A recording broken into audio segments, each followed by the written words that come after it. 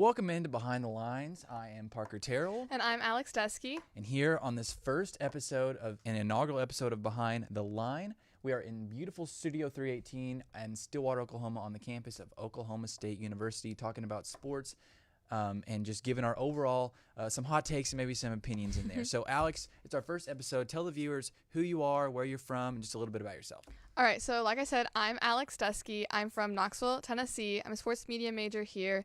And besides doing the show with you, Parker, I'm a reporter for the Daily-O, and I'm the OSU Sports Insider for Ocali Media Group. Yep, so my name is Parker Terrell. As I said, I'm from Prague, Oklahoma. It's a small town south of here. I've done a lot for the Ocali. I've written some stuff. I've helped out with the pregame show since I was a freshman. I'm a junior, by the way. I'm a sophomore. You're a sophomore. Yeah. So I'm excited to be able to host the show with you, and I'm excited to reach out to all the viewers and tell them a little bit more about sports. So our first segment today, it's kind of a college football recap, so to speak. The Big Ten and Pac-12 announced early a couple months ago that they are not going to play college football amidst this coronavirus pandemic. They blamed it on the doctors.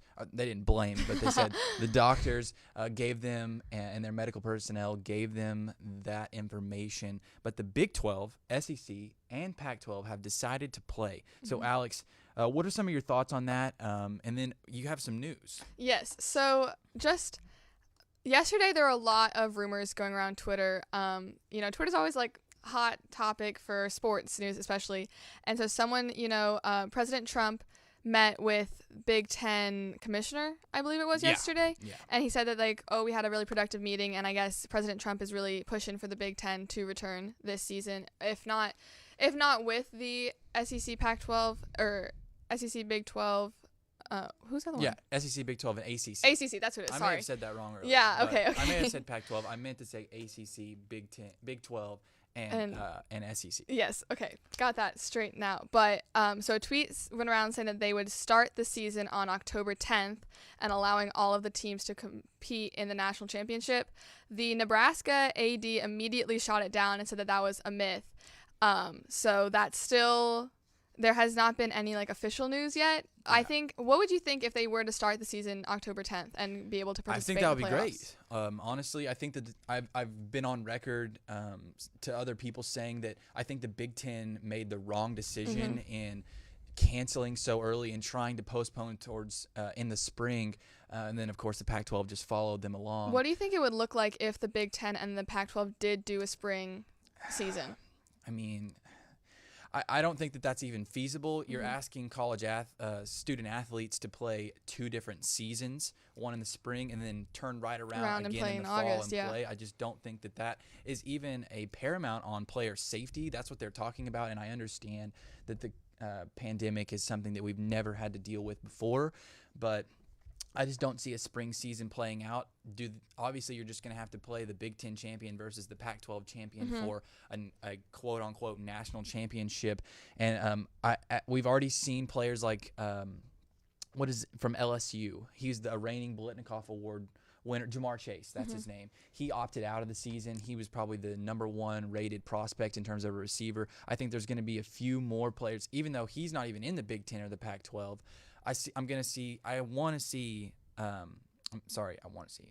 think guys from the Big Ten and the Pac-12 that are high draft prospects are going to opt out. They're just not going to want to play that spring season. Gundy said last week that as far as he knew, none of the Oklahoma State football players have opted out, which I thought was really promising, especially just for our season in general. So it will be interesting to see how this will impact players, especially with the draft. It's exciting that we're even having college football back in, March and April in really the dark times of this coronavirus pandemic. I didn't believe that college football was even feasible, but I'm happy that the Big 12, SEC, and ACC are going through with this, and they're going to try to play a season. And, of course, it starts next week for Oklahoma State, playing Tulsa here at home. But in regards to what you're talking about with the Big Ten, I hope that they can get it started up in October. I hope that we can see a season where we have a playoff and there's a champion. All four are able to play each other instead of having, this segmented season, but I'm not really going to get my hopes up. All right, Alex, when we come back, we're going to talk with Levi Peckinpah, who is the director of podcast here at the O'Colly. We're going to talk to him about a special player who is coming to Oklahoma State. Stay with us here on Behind the Line. Oh, there you go. Superstar. The end of the practice is when we do all of our, intensity drills. Okay. She was going at it. Stop. If we get them to Detroit by, let's say Monday the 15th.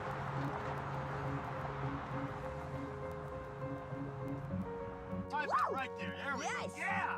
Just, you can't. Don't want to talk about it.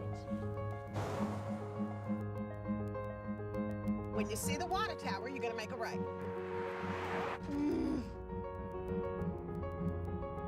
If we win this, is the one way to get to the playoffs. I know.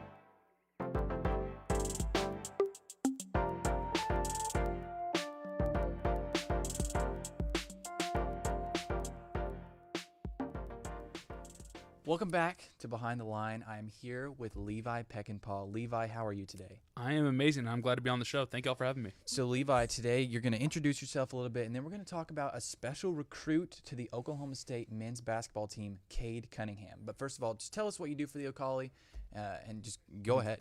Alrighty, I am the general manager of the OCAST. It's the podcasting division of the O'Colly, and I've done a lot of things around here for the O'Colly. I was the producer for One-on-One for the past couple of years, so that's been really fun. Was part of the original crew for Border Battle, it was the jumping off point for everything we're doing here, and I'm just excited that there's been so much progress over here at the O'Colly over these past couple of years. Yeah. That's awesome. So we're glad that you're here to talk to us about Cade Cunningham. And just to give a little bit more background, he was the #1 recruit this past year in the country. And unfortunately, Oklahoma State was hit with that postseason ban for this upcoming season. But Cade Cunningham decided to stay with the team. What do you think that really meant to Cowboy Nation and team morale? And why do you think he stayed? I think that was the spark of life for the Oklahoma State fan base and the locker room in general. Whenever you get a guy like that, that is a once-in-a-generational type of player, #1 in the nation. And I think that's a commitment of loyalty in what Mike Boynton has been preaching for so many years. That because when Mike Boynton was scouting him, he wasn't even anywhere near the type of player he was. He was around a freshman in high school. So scouting all the way back then, and it's just been kind of that bond there that is kind of the backbone for everything here at Oklahoma State. So I've heard a lot of comparisons to Cade Cunningham. A lot of people say he's like Tracy McGrady in terms of that's kind of like a comparison that they have. What are some of your thoughts on how he projects to the NBA? You're our resident NBA insider. I wouldn't say insider, but you're our expert on the NBA. So how will he project? Is he a future #1 overall pick? Oh, he is most certainly within, I'd say, the top 5 to top 3, because there's a lot of people. The season's not anywhere near close. We still got a good couple months, and people are putting him at #1. So it wouldn't surprise me with a guy that talented can go #1, because I've heard some of those same comparisons, whether it's T-Mac. I've heard a combination of maybe Penny Hardaway and Grant Hill, minus the injuries, thank goodness. But with how talented he is, and plus that 3-inch growth spurt that he had over the summer, he was 6'5" when he was coming in. Now he's 6'8". Yeah. That's just another leap forward. Yeah. So another question I have for you is, what can Oklahoma State fans expect from this team overall. So as Alex pointed out, there is a postseason ban that's been appealed. There's not a lot of news on that front right now, but hopefully that we can get that overturned. But I think, and I've heard from a lot of people, that this Oklahoma State men's basketball team is super special, and not just because of Cade Cunningham, because of the guys coming back and some other recruits. Yeah, with all the recruits they brought in, it's just an abundance of talent. Whether you go to a guy like Donovan Williams, Rondell Walker, and there's even more than that. There's just so many talented guys where you'll be seeing so many fresh faces for years. And with everybody coming into the season, it's going to be a lot of jockeying for position, trying to figure out who's going to be able to fill in for the unknown spots where you're still trying to figure out the people that are going to fill in for Cameron McGriff, Lindy Waters, Thomas DeZagua. There's still a lot of open spots up for grabs. And when you look at the landscape of the Big 12, Oklahoma State is definitely going to be that big target that is going to try to make their name.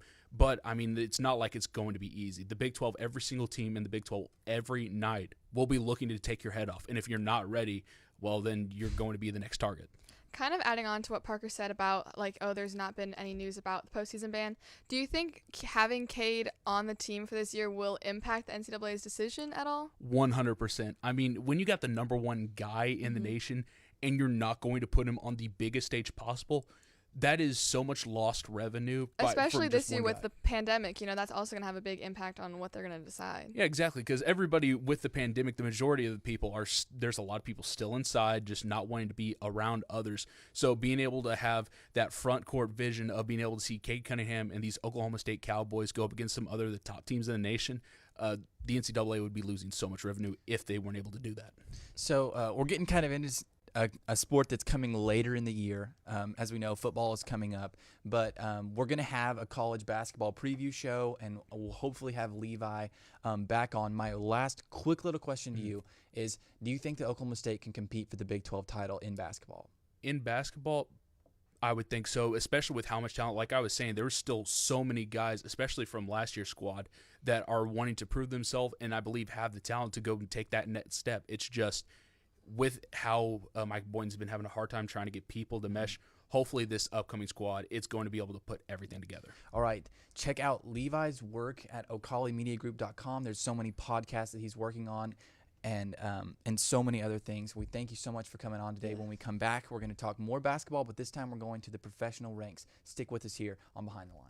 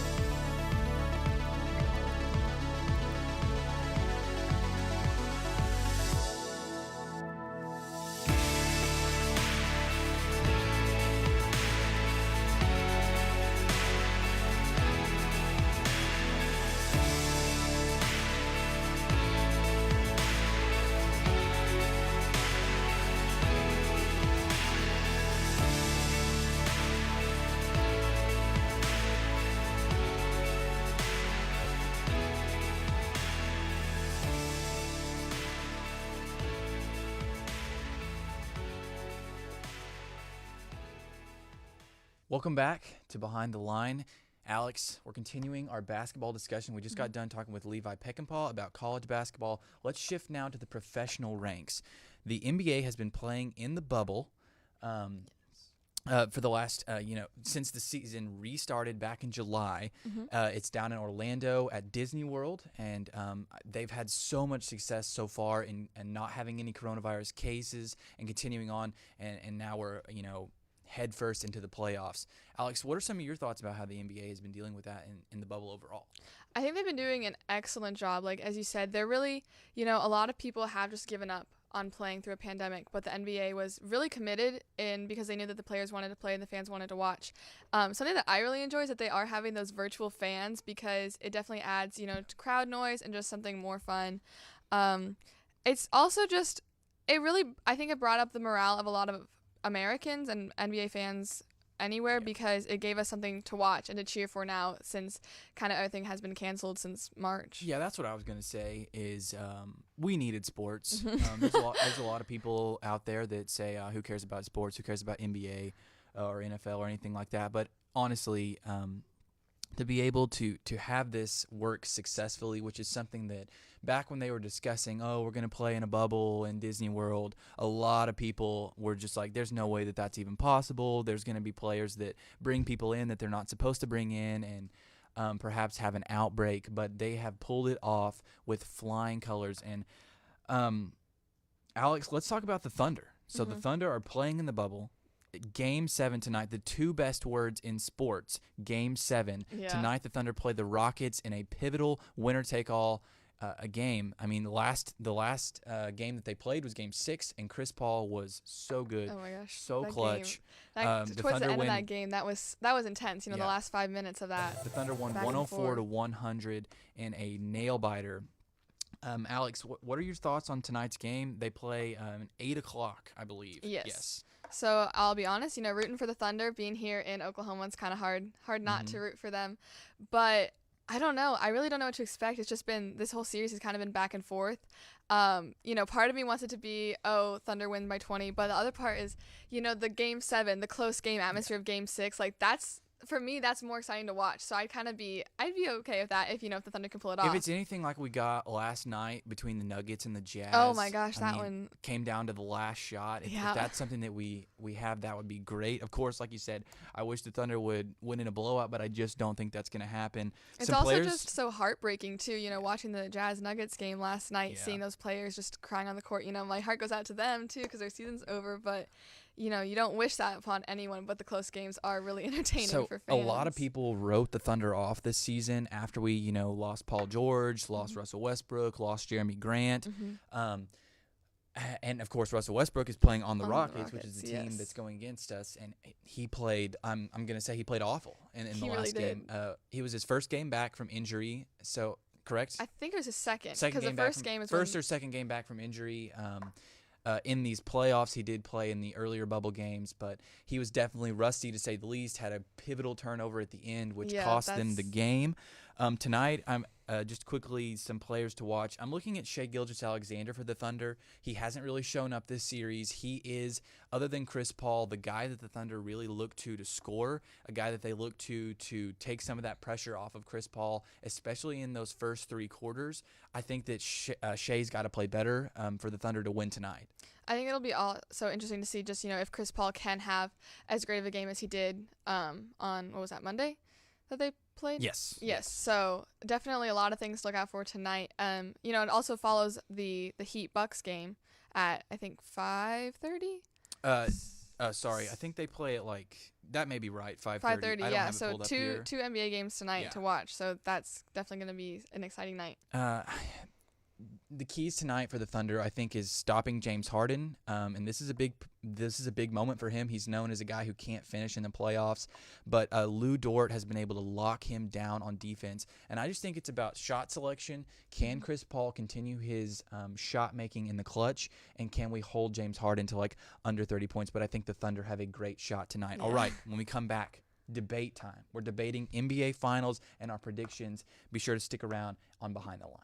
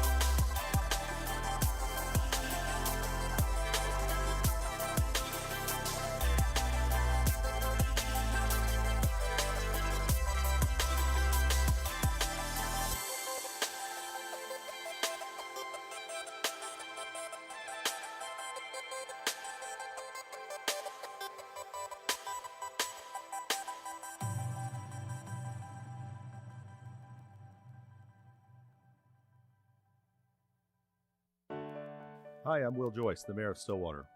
As mayor, it's my responsibility to help develop plans for a variety of resident needs, including roads, emergency services, and utilities. Some of those services are paid for with federal money that the government distributes to states and communities based on Census Bureau data. This is your tax money coming back to our community, but if you or your household aren't counted, we lose nearly $1,200 per person to places like Texas, Kansas, and Arkansas. So help bring that money back to local communities by filling out the 2020 census. This year, it's easy to do. You'll receive a postcard in March 2020 with a unique code for your address. Using that code, simply go online, call, or request a paper copy of the census and fill it out. I want to make sure that you and your whole household are counted in the 2020 census. It's important not just to Stillwater, but to all of Payne County. Hello and welcome back to Behind the Line. Alex, it's debate time. We are debating the NBA Finals.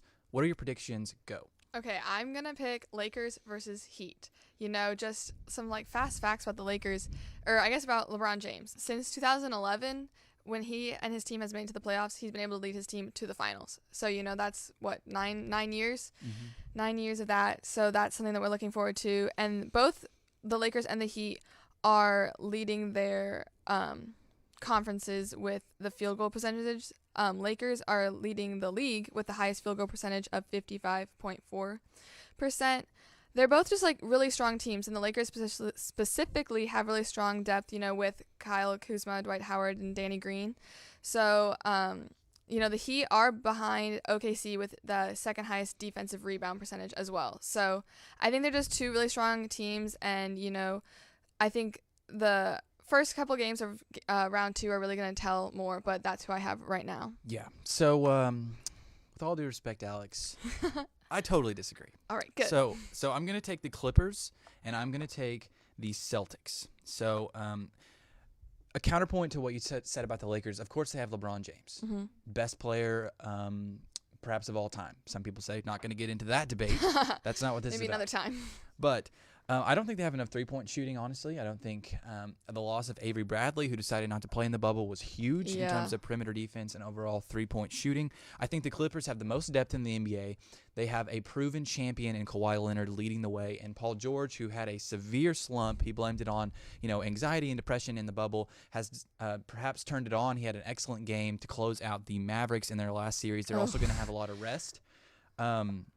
And I think that they match up really well against the Nuggets, which is their next series. Out of the East, this is where it gets interesting to me because you've got none of us are talking about Milwaukee. I mean, the Bucks had a historic stretch where they were the best team in the NBA. Of course, they have Giannis Antetokounmpo, the Greek freak. But I think it's going to be the Celtics. I think that Brad Stevens is one of the best, a top 3 coach in the NBA. I think that they have a lot of hungry young talent in Jason Tatum, Jaylen Brown, and a defensive force, former Oklahoma State Cowboy Marcus Smart leading the way for the Celtics. And I just think that in terms of shooting, in terms of team defense, I really like what the Celtics are doing, and I'd like them to get out of the East. Tonight, actually, your team, the Miami Heat that you just talked about, plays Milwaukee. Bucks, yes. What do you think about that? Your Heat, the team that you just picked. Right, so they are up 1-0 in that series. So I think tonight is just really going to be, you know, you never know. People blow 3-1 leads all the time. So it could be interesting, you know, that the Celtics-Mavs series, that was interesting up until the end when the Celtics really blew them out of the water the last 2 games. So you talked a lot about, sorry to interrupt, but you talked a lot about the Lakers. What do you like about the Heat? Because that's a team that's not even on my radar at all. So they, you know, their coach, Eric Spoelstra, is just really experienced with the playoffs. You know, he's really strong with that. And then they have a good mix of experience with, like, Jimmy Butler as a good leader. And then Tyler Hero, he's pretty young, but he's also a strong player for the team. So, I don't know. I like picking maybe not necessarily an underdog because they are a really strong team, but just keeping it interesting to see how this series goes. You know, so the cool thing about sports is that you can never really predict what happens. So, you know, we could both be completely wrong. I mean, you're totally right. Shoot, the Thunder could make the NBA Finals. Don't count the Thunder out. That'd be nice. People, don't count the Thunder out. But no, especially in the bubble, we don't know how these teams are going to react. We don't know how these teams, like, Paul George is a perfect example. He was suffering from depression and anxiety because, he's away from his family. There's no fans to really get your adrenaline pumping. And so he was really, really struggling in the bubble. And that led him to have some of the worst games that he has had. But again, our debate is Heat and the Lakers. Well, we have this on record now. Yes. Heat and the Lakers. And I picked the Celtics and the Clippers.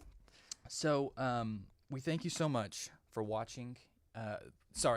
We're going to talk about football next week. You may be wondering why we didn't talk about college football other than that first segment. We're going to talk about Oklahoma State football next week where we have the preview show. We're going to have Sadeep Tuma, who is the Ocali sports editor, to give a big preview of Oklahoma State football and this upcoming season amidst this coronavirus pandemic. But I just want to thank you all for watching. We are live every Wednesday at 2:45 and we'll re-air on Fridays at 4:30. We're live on Suddenlink, channel 112, Amazon Fire Stick, Apple TV, Roku, and the OMG app. Alex, any last words?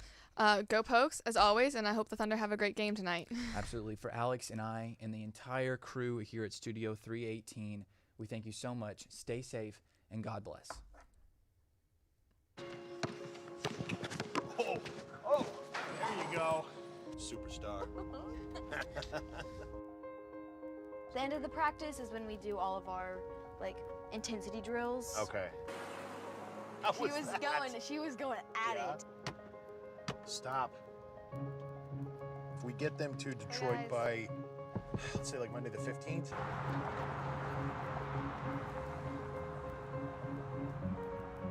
Right there. There we go. Yeah. Just, you can't. Don't want to talk about it. When you see the water tower, you're gonna make a right.